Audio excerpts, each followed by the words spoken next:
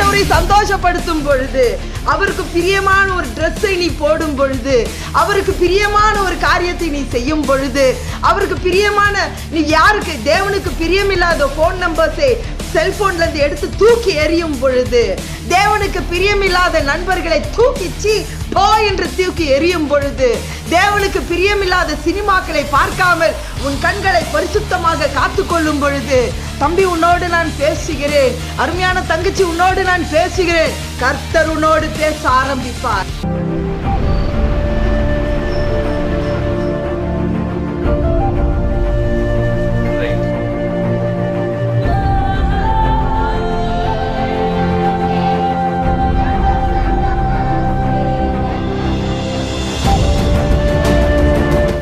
பேங்க்ல fixed deposit போகும்போது உங்களுக்கு அவன் ஒரு ரிசீட் தரான். அந்த ரிசீட்டையே முத்தம் கொடுத்துக்கிட்டு இருக்கீங்க.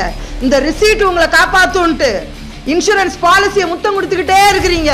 பயம் பத்திரமா இருக்குது, கபோர்ட்ல பத்திரமா இருக்கா, இன்சூரன்ஸ் சர்டிபிகேட்ஸ் எல்லாம் பத்திரமா இருக்கா, அது உன்னை காப்பாற்று. இன்சூரன்ஸ் பாலிசி நசரேயனாகிய இயேசு கிறிஸ்து. வெற்றி நிச்சயம். கர்த்தருடைய வார்த்தையில் அக்கினி உண்டு. எந்த சாத்தானும் உங்களை தொட முடியாது. ஆவியானவருடைய வல்லமை இந்த நாளிலே உங்களை நிரப்பட்டும். ஜெகரியா எலிசபெத்தை குறித்து நாம் வாசிக்கிறோம். லூக் 1வது அதிகாரத்தில் 7வது வசனத்தில் 6-7வது வசனத்தில் நாம் வாசிக்கிறோம். அவர்கள் குற்றமற்றவர்களாய் இருந்தார்கள். அவர்கள் ஹல்லேலூயா குற்றமற்றவர்களாய் நடந்து தேவனுக்கு முன்பாக நீதி உள்ளவர்களாக இருந்தார்கள். அவர்கள் வயது முதிர்ந்தவர்களாக இருந்தாலும் அவர்கள் ஆண்டவரிடத்தில் காத்திருந்தார்கள். நாம் ஒரு வார்த்தையை வாசிக்கிறோம்.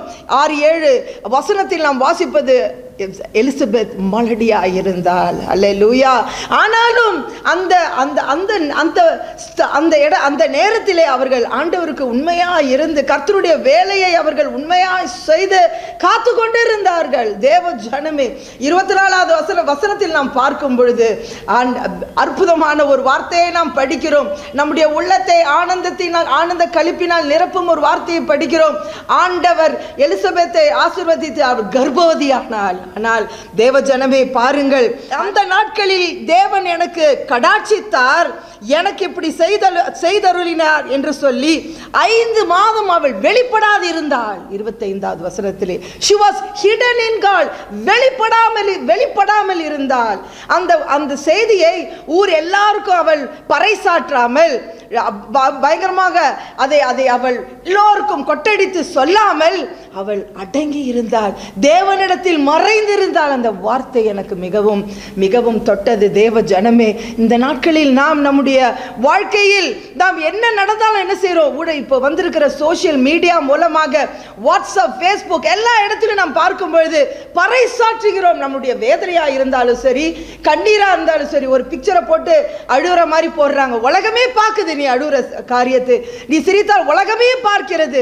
எல்லா வீட்டில் நடக்கிற சண்டை கூட வெளியிலே வருகிறது. ஆனால் இந்த இடத்துல எலிசபெத் அவள் எதற்காக காத்திருந்தாலோ, பல வருடங்கள் எதற்காக காத்திருந்தாலோ, அந்த ஆசீர்வாதம் வந்த பொழுது வேதம் சொல்லுகிறது அவள் வெளிப்படாமல் இருந்தாள். ஹல்லேலூயா. she was hidden. amen. பாருங்க, நம்முடைய வாழ்க்கையிலே நம்ம எவ்வளோ கண்ணீர், வேதனை, மலட்டுத்தன்மை, நம்ம எல்லா தோல்விகள்,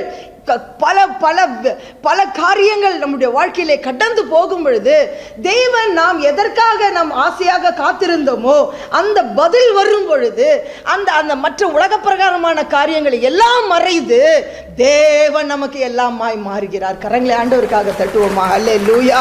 சர்ச் மக்களின் மூலமாக வரும் பிரச்சனைகள், ஊழியத்திலே வரும் பிரச்சனைகள், வேதனைகள், கண்ணீர்கள், நம்முடைய ஃபோன் கால்ஸ் ஆன்சர் ஆகாமல் அப்படியே இருக்கும் பொழுது அந்த நிசப்தம், இதை எல்லாவற்றையும் ஆண்டவர் நீக்கி நம்முடைய வாழ்க்கையில் ஒரு நாள் ஆசீர்வாதம் வரும் பொழுது யோசேப்பை போல அந்த சிறைச்சால் 13 வருடங்கள் சிறைச்சாலையிலிருந்து வெளியே வரும் பொழுது அவர் தன்னுடைய வேலையை கவனித்தார் என்று நாம் வேதத்தில் வாசிக்கிறோம்.